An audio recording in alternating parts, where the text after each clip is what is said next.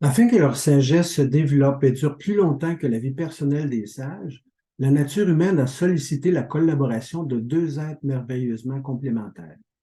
Elle a équipé la femme d'un corps fécond, d'une intelligence concrète, d'une sensibilité délicate qui l'habilite à engendrer et accompagner des enfants pour en faire des adultes capables de bonheur et de poursuivre la mission de l'être humain. Elle a équipé l'homme d'un corps solide, d'une intelligence plus abstraite, d'une sensibilité plus rude qui l'habilite de son côté à aménager la terre comme lieu de sagesse et à présider à leur collaboration à tous deux à cette mission ainsi qu'à sa continuité par le biais de leurs enfants. De tout temps, malheureusement, l'homme comme la femme détournent souvent ses dons naturels pour satisfaire leurs caprices personnels plutôt que pour servir leur amour réciproque inconditionnel et accomplir leur mission. Cette trahison les amène à renier de plus en plus radicalement leur nature dans un machisme et un féminisme qui tendent pratiquement à effacer au maximum la différence qui fait la merveilleuse dignité de la nature féminine.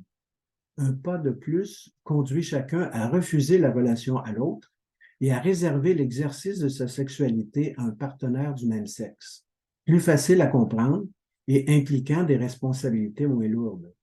Depuis toujours, l'homosexualité résulte chez un certain nombre d'individus de blessures affectives.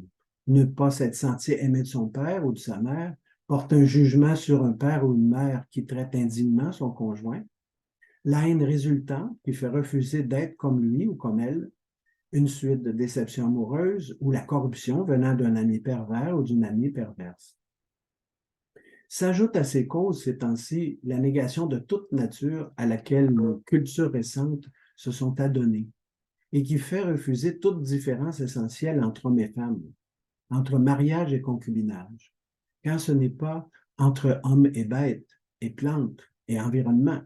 Après tant d'efforts pour ignorer la nature humaine, les natures masculines et féminines, et pour échapper aux responsabilités qu'elles imposent, on en vient à justifier l'homosexualité absurdement comme inscrite à la nature individuelle, comme une option fondamentale légitime.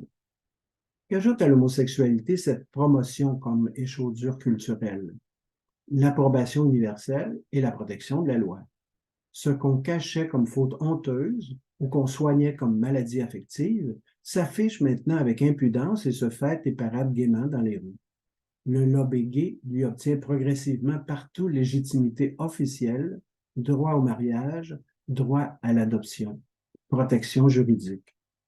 Toute la production littéraire et cinématographique se plaît à exhiber des héros et des héroïnes gays et lesbiennes. Ce sont dorénavant les gens respectueux de la loi naturelle, de la morale conjugale, de la nature de la famille et du bien sacré de l'enfant, qui doivent craindre les poursuites et les foudres de la justice positive ainsi que les dénonciations médiatiques.